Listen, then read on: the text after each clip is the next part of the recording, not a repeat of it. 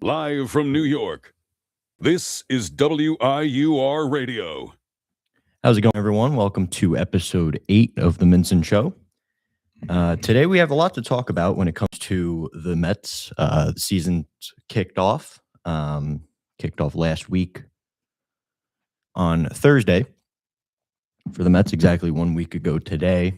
And the Mets are sitting at 3-2 on the year. And there's a lot to talk about so far. Bullpen, lineup, manager. There's just a lot to talk about today. So we'll start off with their loss last night to the Cardinals, and they play today.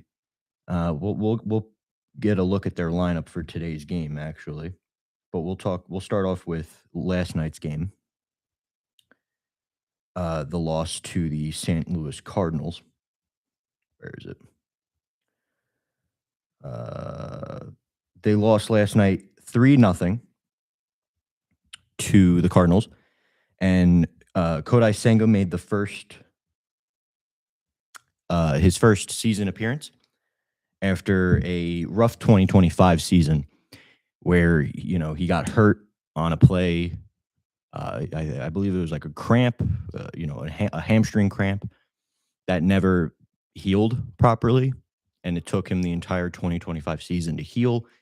And he eventually came back, but wasn't the same. I think they said in the first, it was 8 starts of 2025, he pitched to a 1.6 ERA. I mean, he was he was dominant on that first stretch. He gets hurt, he comes back, and he pitches to a 6 ERA. So you look at that. Yesterday's start from Kodai Senga was very encouraging. I have his line here: 9 strikeouts, which is extremely encouraging. 6 innings pitched, which is extremely encouraging. 4 hits, 2 runs, 3 walks. The walks is always going to be an issue with Senga. I think, his command isn't there, was never there. He always had issues with walks. And at this point in his career, I'm not sure if you can really bring the walks down.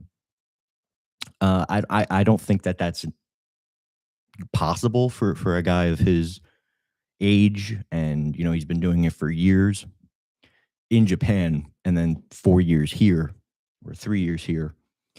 But the innings pitched is very encouraging. 4 hits, encouraging. 2 runs. Can't blame him on the loss. I know he did get the loss. However, you can't blame him for it when the hitting absolutely disappeared last night. I mean, they were shut down completely by the St. Louis Cardinals pitching staff. And I have the lineup here for today's game, but we'll get into that a little later. But you cannot blame Senga for this loss today, or last night, I should say. You cannot blame the loss on Senga. 2 runs, 9 strikeouts, 6 innings. You want your starter nowadays, obviously, back then, not even back then, not long ago, you expected your starter to give you 6, 7, maybe 8 innings a game. And then you leave it to your closer, back in the day, well before, I was born, there was no such thing as a bullpen. The starting pitching or starting pitcher for that day went 7, 8 innings, and then they brought in the closer for the last 2 or 3 or 1 inning. But that's just not the game anymore. They're very conservative when it comes to pitching these guys. And I know Senga, obviously very injury prone.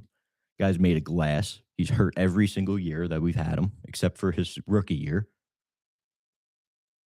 But after that, he's been hurt every year. 2024 hurt, 2025 hurt. This year, let's see.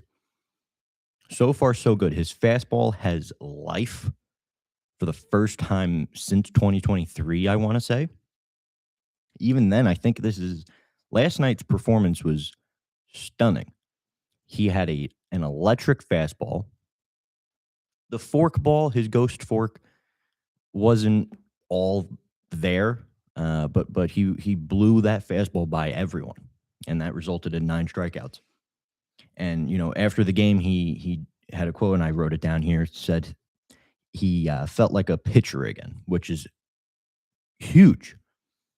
if he feels like a starting pitcher again, like an ace type of player or pitcher, that is absolutely huge for this club. You have Senga, Peralta, McLean as your 1-2-3. That is a dominant 1-2-3. If Peralta's pitching today, and I'd like him to have a little bit of a bounce back game. It wasn't a terrible game that he had on opening day. 4 runs. He got hit around a little bit by Brandon Lau. Unfortunate pitches, mistakes. But also can't blame, they won that game, but you can't really one start isn't the end of the world. So I would like to see Peralta have a little bounce back game today. But to stay on Senga, I thought it was very encouraging seeing him go 6 innings, 9 strikeouts, and only 2 runs. Obviously, the walks bit him in the rear end to end his night. I think he might have been able to go 7 innings if he got a quick, I believe it was the 5th inning. If he got a quick 5th inning, then I see him going 7 innings. But even then, he might have been pulled by Mendoza. And while I'm on that topic, well, let me read out the lineup. This lineup, I think it's an okay lineup. Obviously, Mendoza said today that you got to give some of the guys that sit on the bench constantly some reps, and I'm okay with that. I mean, it's the 5th game of the season, 6th game of the season. Obviously, you look to win the series, and this lineup is an okay lineup to win the series. You have Lindor at short, Soto in left, Bichette at third, Polanco DHing, which is a good sign. Off to a rocky start, but it's a good sign. We got that news with his Achilles.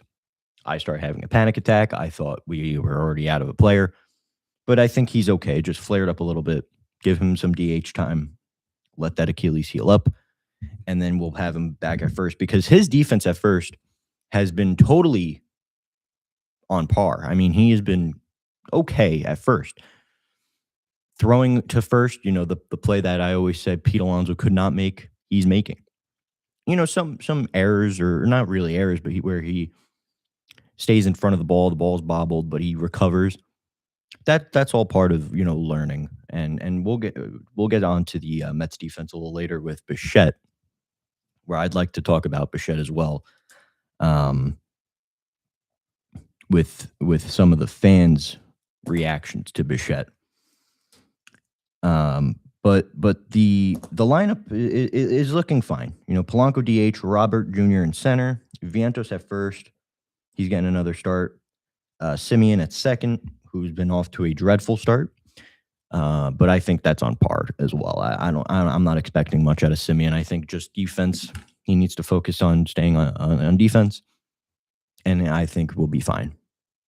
Alvarez catching, and Taylor in right field, giving Benj the day off.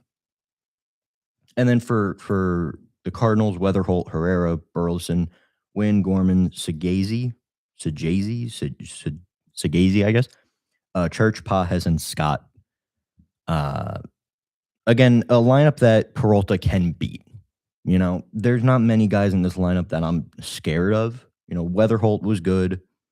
Burleson has killed the Mets so far this series.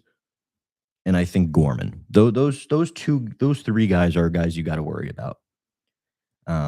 All with home runs, 2 of them batting over 300. But Peralta on the mound today, and I think we're going to have a good matchup with Liberatore on the Cardinals side. And that's today's matchup starting in a couple minutes here at 1:15 the Mets play. But now going back in time, I want to start off with the second game of the season, that Saturday night game against the Pirates where Robert Jr. hit that walk-off home run. And Robert has shined so far as a New York Met. He looks, you look at what Robert did in Chicago for the White Sox. And in 2023, he had that monstrous, almost MVP-like season, 38 home runs. I believe he batted .260, high on base percentage. He was a stud that one year in Chicago, and then injury prone. And then started doing when he was healthy, he tried to do too much for the Chicago White Sox because he was literally the only guy in that lineup that they can trust. He was their star. For the Mets, he is number 6 as being the star. Lindor's above him. Soto's way above him. Bichette's above him. I'd even argue that Simeon and Polanco are above him. You can argue that Beatty is above him. This lineup is so deep, and there's so much depth on this lineup, and that's why I gave praise so much to Stearns this offseason, is not because I wanted to see Alonso gone and Imo gone and all these guys gone. It's because of building depth now where Robert is batting 6th in your lineup instead of where he was in Chicago. I think he was batting number 2 or 3. Robert Jr., you see him playing more freely. You see him hitting the ball extremely hard. Every ball he hits is hit at 1,000,000 miles per hour, even when it's an out. He's playing a lot more free. He looks way more happy. And I think that's an absolute. This pickup of Robert Jr. was the pickup of the offseason for David Stearns. Not Peralta. Robert Jr. Because he was good in Chicago. He just needed a new place. He just needed a new scenery around him. I'm not expecting, 2023 numbers of Robert. He doesn't need to do that. However, I'm expecting, amazing defense and driving runs in when you need to. Not doing too much. And that's kind of been the story so far for the New York Mets, these 5 games in, is these players and these, obviously last night's, the odd man out, getting shut out 3-0. But the games before and prior, even the one they lost to Pittsburgh, the 3rd game of the season, they were always, next man up, passing the baton. And that's what I think is going to be key if the Mets want to win this year. And in winning these games this year is going to be passing the baton, not doing too much. And Bichette admitted it, and now we'll get on to Bichette here. Bichette admitted it in that game where he was booed, where he and that whole series at home, where he's trying to do too much. And we saw him break out a little bit in St. Louis on game 1, which was huge. And I think this road series, this road stand, is huge for Bichette and Robert and Simeon and Polanco and all these new faces, and even Peralta, to sort of step out of the spotlight of Citi Field, of the home fans, and stop worrying about doing too much and trying to impress the fans because you're on a $40 million contract for this year. Just do your thing on the road, get acclimated to the clubhouse, get acclimated to your teammates, and come back and be ready to go in front of these Mets fans. But going on Bichette, I think he's obviously going to be fine. Am I booing him? No. Did I think that booing him was necessary? Absolutely not. It was the 3rd game of the season. Do I think he was trying to do way too much? Yes. And he admitted that. However, to boo your guy, your third base guy who's just trying to figure out how to play third and figure out and get acclimated to the team. I mean, the guy's trying to do too much. Cut him some slack. And I can see right now Bichette turning into a fan favorite by July. He's going to have a big May. He's going to have a big April. We're in April 1st now. He's going to have a big April. He's going to have a big May. He's going to have a big June. And he's going to be a fan favorite by July. Now, I personally don't want Bichette to opt out of this contract, but I think he might if he has a monstrous year. He's getting paid $43 million this year. Will he get more? Maybe, maybe not. However, it's a short-term deal. If he opts in, he's got 2 more years on the contract, not 7. So I can see him having a decent year and opting out and taking maybe less money for more years to cover the rest of his career. And I can see even the Mets picking him back up at the end of the offseason, but that's 7 months down the road. I think that booing Bichette was a joke, especially 3 games in for your new brand new guy who you just picked up this offseason. He's going to be fine. He's been there, he's done it. He was just in the World Series with the Blue Jays. He's a very clutch hitter. He's one of the clutchest hitters in baseball. You've got to give him a shot. Get him acclimated to the team, to the fans, to the city of New York. Because again, not everyone can play in New York, but I think Bichette's above that. He's not. I don't think he's Richard Lovelady, who we'll get into next, where you can't handle New York. Bichette's a star. Soto, a star. Lindor, star. This team's got a lot of stars on it. And hopefully they win today. But getting into now the bullpen, Mendoza's got a little bit of an issue on his hands with Richard Lovelady. And obviously I understand why they're using him a bunch. It's to just use him until his arm falls off. And I can see him pitching today, to be honest with you, if needed. Would I pitch him? Yes. Because at this point in time, these early games, you're just throwing bullpen arms out there, seeing what sticks. And most of the time, nothing sticks. Most of the time, these bullpen arms, the Love Ladies of the world, the Danny Youngs of the world, I mean, these names that I don't even remember, can't even name, because they're in there for 3 games and then they get DFA'd.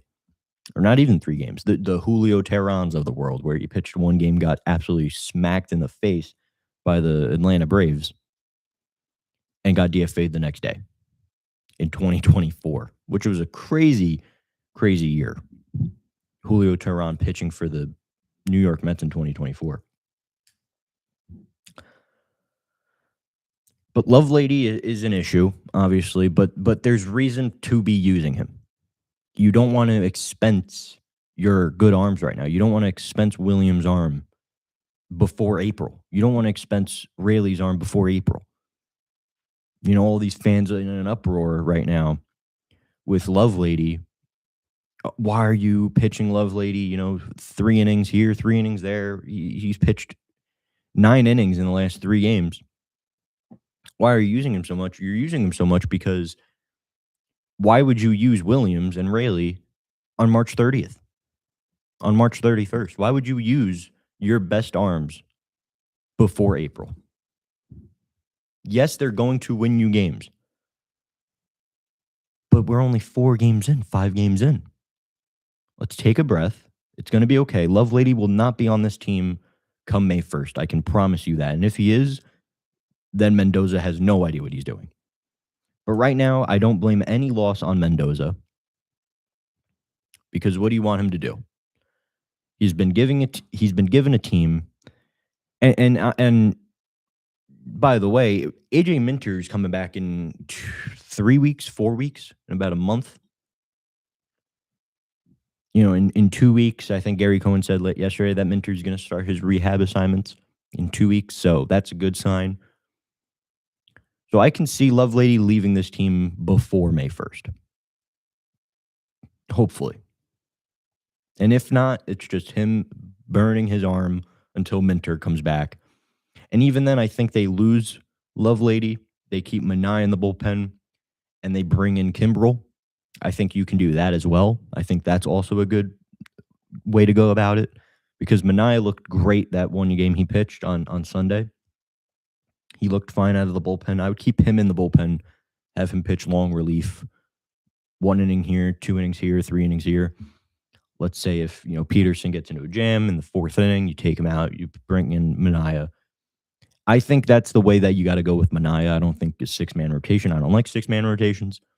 I like the regular rest 5-man rotation with Senga, Peralta, Peterson, McLean, and Holmes. I think that's your 5-man rotation. That's a good rotation. Not the best rotation in the National League, but a good rotation.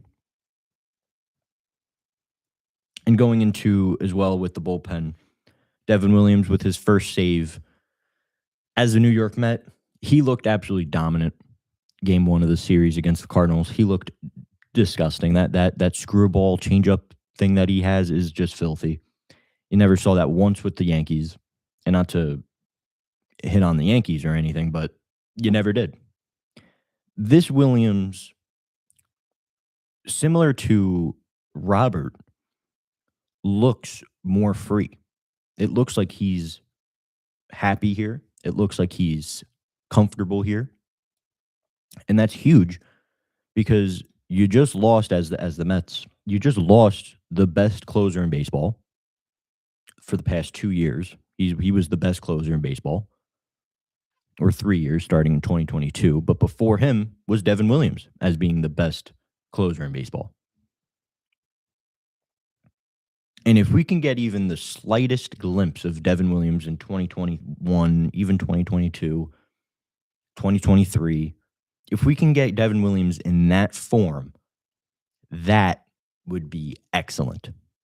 The form before Pete Alonso broke him in Game 3 of the wild card in 2024. If we can get Devin Williams before that game, we will be golden. Because he was dominant. Devin Williams was dominant in 2021, 2020, 2019. From the day he came up, he's been dominant. The bullpen has looked good so far. Now, obviously, 5 games in, not everyone has pitched. Luis Garcia, I don't think will make it until, into October or September. I don't think, obviously, Lovelady won't. A lot of these arms won't make it. And that's why the bullpen is, in my opinion, the most valuable asset to a team nowadays is that bullpen. That's why I rather you put Minaya and keep him in the bullpen. Don't worry about putting him in the rotation. That's why I kind of wanted Holmes back in the bullpen and you get another solidified starter. And I think they might do that at the trade deadline anyway. I can see them, maybe not going after Scooble, but going after Mitch Keller or someone of that stature. I can see them doing that. Because the bullpen is so valuable now. It is the number one thing on the field. Or the number one thing to a team. If you have 5 innings from your starter, he holds them to 1 or 2 runs, your bullpen comes in and wins you the game. You have 3 arms, 4 arms come out and wins you the game. So with that being said, the team has looked good so far. I think, just win every series. We're not looking for sweeps. We're not looking for, 30 runs a game. Just win every series. And I think the lineup today is a solid lineup. I would have loved to see Benj in there. I think keeping Benj playing and getting more reps hitting-wise, he'll be fine because Benj defensively has looked really sharp. Besides that first inning on opening day where he mismanaged the Brandon Lau home run, but even then it was a home run, so you can't do much about it. I don't even know if you can really rob that home run. But since that moment, he's been looking excellent, where he played center field in substitute for Luis Robert. Game 1 of the Cardinal series, he looked amazing out there. He looked super comfortable. A wide range of coverage from Benj in center field. And I liked that lineup that they had that one night, Monday night, where you had Soto in left, Benj in center, and Beatty in right field. I think Beatty, like I said before, is going to be the Jeff McNeil of this team. He's just going to play everywhere. First base, second base, third base, right field, left field. He's just going to play everything. Except for short, catcher, and center. He's going to play everything. However, I think the only mistake in today's lineup is Beatty not being there in that lineup. Because Beatty can hit lefties. But Mendoza said that he's trying to give more reps to the guys on the bench, the Taylors, and those types of players, the Jared Youngs, But Jared Young made an incredible play. He was very good defensively so far this year, and offensively, he's gotten a couple of big hits so far. So the team looks fine right now. There's not much to complain about. Just a couple of things to keep your eye on. The Love Lady, he's not going to be on this team again in May. He's not. So any Mets fan that says Love Lady is not a major league pitcher, I agree with you. I absolutely agree with you. And every time he's in, I hate seeing him in. But it has to happen because you're not going to have Brooks Raley, your number 2 pitcher in that bullpen right now, pitching on March 31st. It's just not the way the game goes anymore, unfortunately. But with that being said, I hope everyone has a good Easter break.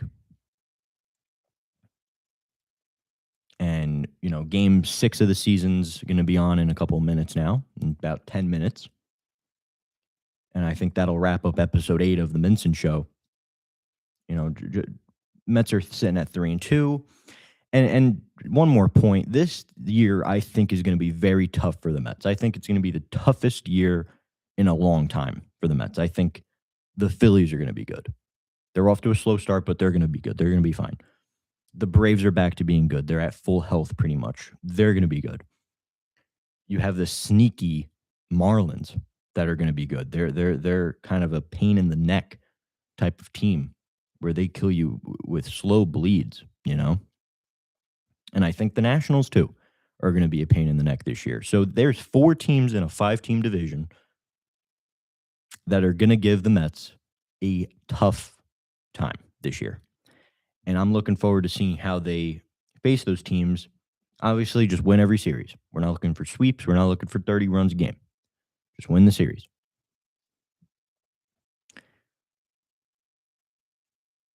My prediction for this year, the Mets, I had them at 89 wins. I know a lot of people are marking them at 95, 96, 90-plus wins. I don't see that happening. Unfortunately, I would love to see that happen, obviously. But I don't. I don't think the pitching is good enough to win 90-plus games. I don't think the pitching is good enough to win the division. But obviously, I would love to see them win this division because I think they can. I think they can match up with the Braves. I think they can match up with the Phillies. The Braves are always a tough team to beat, even when they're hurt. They were a tough team to beat. But if they can stick with, obviously, the Phillies, if they can beat up on the Marlins, you got to beat up on the Marlins still, even though they're a tough team to beat. You got to beat up on the Nationals, even though they're a tough team to beat. You got to beat up on these teams that are weaker and clearly weaker than you. The Cardinals have said they're in a rebuild. You got to win today's game. They won the series against the Pirates. Good job. Next, they're against the Giants. They're good, but they got absolutely wiped out by the Yankees. Now, the Yankees are looking like a juggernaut, but that's besides the point. When aren't they looking like a juggernaut in March and April and May and June? They collapse in October. However, I think that'll end episode 8 of the Mincin Show. The Mets 3-2. Obviously, I have them at 89 wins on the year. I forgot to give my predictions for this year. Mets 89, Yankees 95. We'll say it at that. But yeah, this team's got they have a good team. This Mets team. They have the chance to do something special this summer, and I think we're going to see that with some acquisitions at the deadline. They need some more pitching, obviously, but it's again too early to tell with any of these changes that are needed. But with that being said, I'm Eric Mincin, a host of the Mincin Show. Episode 8 in the books. And have a good Easter break, guys.